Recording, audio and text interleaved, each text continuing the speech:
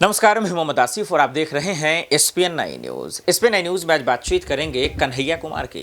कन्हैया कुमार चौकीदार चोर है या चौकीदार वाकई में महा घोटालेबाज है। अडानी मामले को लेकर विपक्ष तरह तरह के नारे दे रहा है। इस नारों के बीच में अब ये समझना परखना जरूरी है कि आखिर इस सच की सच्चाई क्या है, इस घोटाले की हकीकत क्या है और इसका क्यों आखिर मोदी सरकार चुप है, चुप्पी की वजह क्या है, ये समझना आपके लिए बहुत ज़रूरी है। इसलिए एक रिपोर्ट के माध्यम से समझते हैं क्या वाकई में चौकीदार चोर है या चौकीदार आजकल जाग नहीं रहा है। और इसके कानो खान खबरें बहुत कुछ हो रही है, क्योंकि किरण पटेल की खबरें हमने आपको बताई, हमने ईडी सीबीआई का खेल बताया और इसको लेकर कन्हैया कुमार कैसे धज्जियां उड़ा रहे हैं, जरा गौर से सुनिए। दोस्तों, सबसे पहले मैं एक नौजवान होने के नाते भारतीय राष्ट्रीय कांग्रेस की जो मौजूदा स्टीयरिंग कमेटी है उसने जो संविधान में एक संशोधन किया है कि पार्टी प्रतिनिधित्व में हर एक स्तर पर 50 वर्ष से कम उम्र के व्यक्ति को 50% तक सीट जो आरक्षित किया गया है, मैं इस देश के नौजवानों के बिहाफ पर भारतीय राष्ट्रीय कांग्रेस को कोटि कोटि धन्यवाद करना चाहता हूं। दोस्तों, मैं समझता हूं कि ये एक महत्वपूर्ण रेजोल्यूशन है। महत्वपूर्ण रेजोल्यूशन इसलिए है कि आप सब जानते हैं कि भारत दुनिया का सबसे नौजवान देश है। दुनिया का हर 5वां नौजवान कोई ना कोई भारतीय है।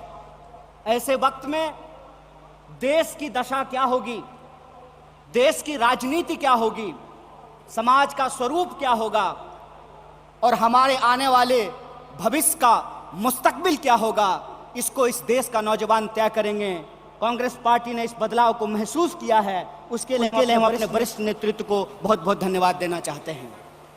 दोस्तों, आज जब रायपुर में देश की सबसे पुरानी पार्टी उसका 50वां महाधिवेशन हो रहा है, तो हमारे सामने कुछ महत्वपूर्ण सवाल हैं और उन्हीं महत्वपूर्ण सवालों पर चर्चा करने के लिए यह हमारा डिस्कशन हो रहा है, यह प्लेनरी सेशन हो रहा है। और यहां मैं आपके बीच मौजूद हूं हमारे देश के इकोनॉमिक, आर्थिक और राजनीतिक रेजोल्यूशन क्या होना चाहिए उसके संबंध में कुछ बातें रखने के लिए। सबसे पहली बात तो हमको यह समझना चाहिए, देश की अर्थव्यवस्था देश के लोगों को नजरअंदाज करके नहीं चल सकती है। कोई भी ऐसी आर्थिक नीति जिसमें देश के लोगों को नजरअंदाज किया गया है, वो आर्थिक नीति देश की आर्थिक नीति नहीं हो सकती है।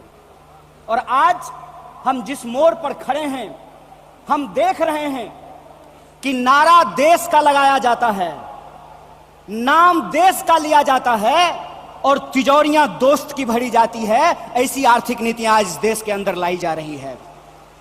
मेरा एक सीधा सवाल है इस देश के हुक्मरानों से, कांग्रेस पार्टी का एक आम कार्यकर्ता होने के चलते, कि ऐसी कौन सी ऐसी नीति है कि देश गरीब हो रहा है।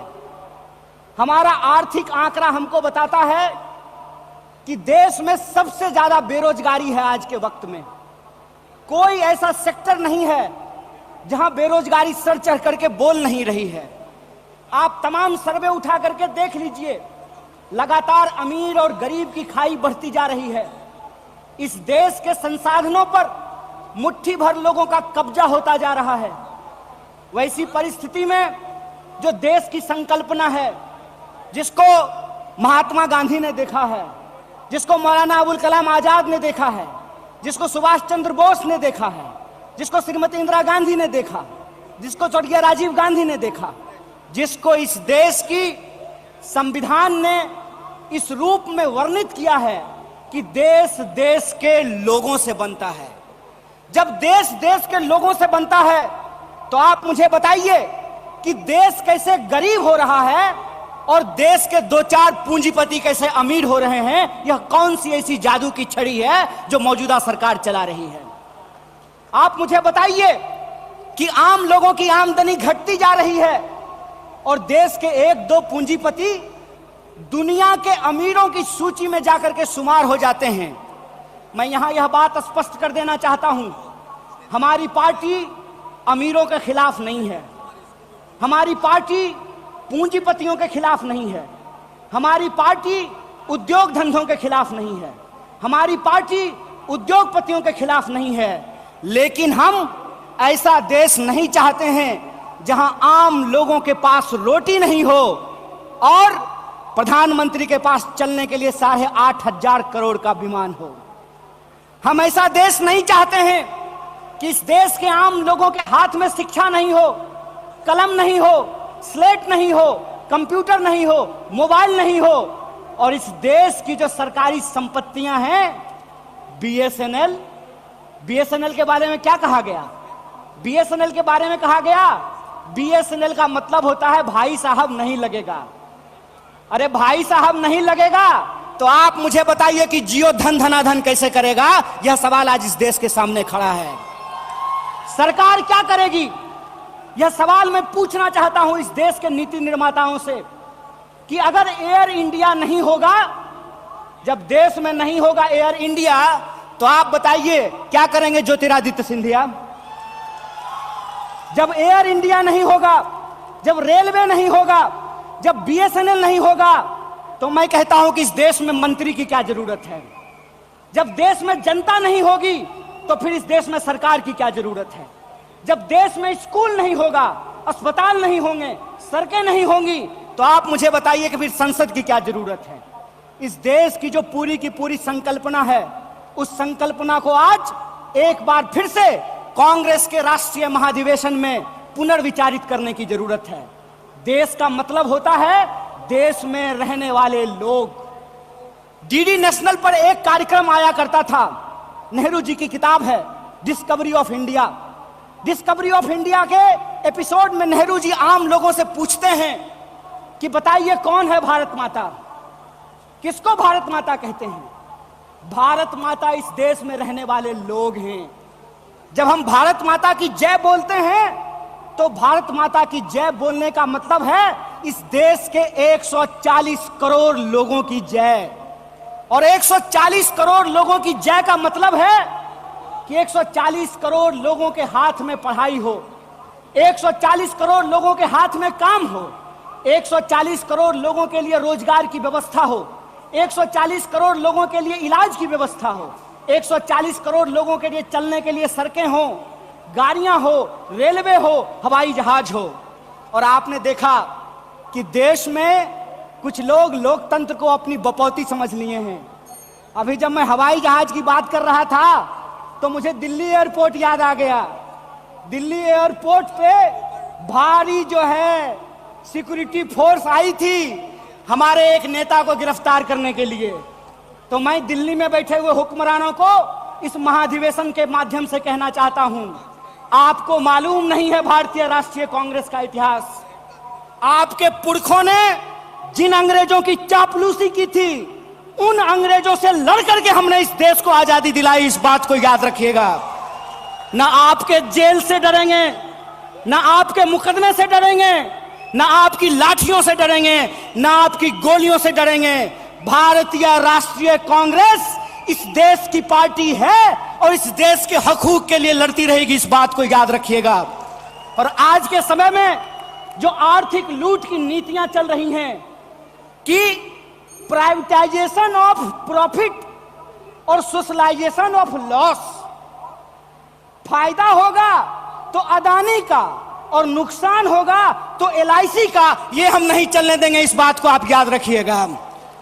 फायदा होगा तो प्रधानमंत्री जी के दोस्त का और नुकसान होगा तो इस देश के आम लोगों का पैसा जो एसबीआई में पड़ा हुआ है उसका, ये हम नहीं चलने देंगे। इस बात को याद रखिएगा। इसीलिए हमारा पॉलिटिकल और इकोनॉमिक रेजोल्यूशन ये है कि भारतीय राष्ट्रीय कांग्रेस इंडियन कॉन्स्टिट्यूशन का सेफ गार्ड है। हम इंडियन कॉन्स्टिट्यूशन के पहरेदार हैं, हम इंडियन कॉन्स्टिट्यूशन के असली चौकीदार हैं। इस बात को याद रखिएगा। और इंडियन कॉन्स्टिट्यूशन इस बात को रिजॉल्व करता है, we the people of India. और यह जो we the people of India है, इसमें इस देश में रहने वाले वो तमाम लोग, चाहे हिंदू हो, मुसलमान हो, सिख हो, ईसाई हो, जैन हो, पारसी हो, बुद्धिस्ट हो या वैसे भी लोग जो किसी धर्म को नहीं मानते हैं, वो सब भारत के लोग हैं और उनके हकूक के लिए, उनके अधिकार के लिए, कल्याणकारी राज्य की अवधारणा को बचाए रखने के लिए भारतीय राष्ट्रीय कांग्रेस संघर्ष करेगी। और यही जो पॉलिटिकल रेजोल्यूशन है कि हम देश के लोगों के बुनियादी सवालों के लिए रोजी रोटी, कपड़ा, मकान, शिक्षा, स्वास्थ्य, सड़क, बिजली, पानी और इस देश के संविधान के लिए संघर्ष करते रहेंगे। इसी आशा और उम्मीद के साथ आप तमाम सम्मानित मंच और आप तमाम प्रतिनिधियों का एक बार पुनः स्वागत करते अपनी बात को खत्म करूंगा। शुक्रिया। इनकलाब जिंदाबाद। जय हिंद, जय भारत, जय कांग्रेस।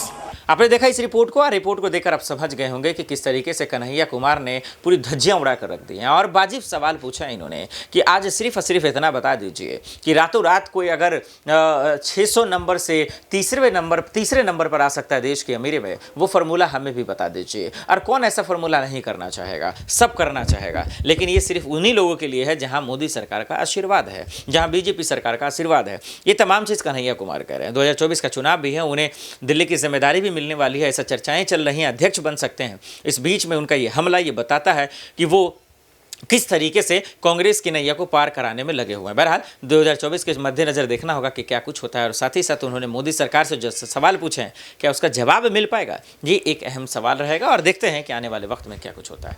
आज के लिए इतना ही, मुझे दीजिए इजाजत और आप देखते रहे SPN न्यूज़। नमस्कार।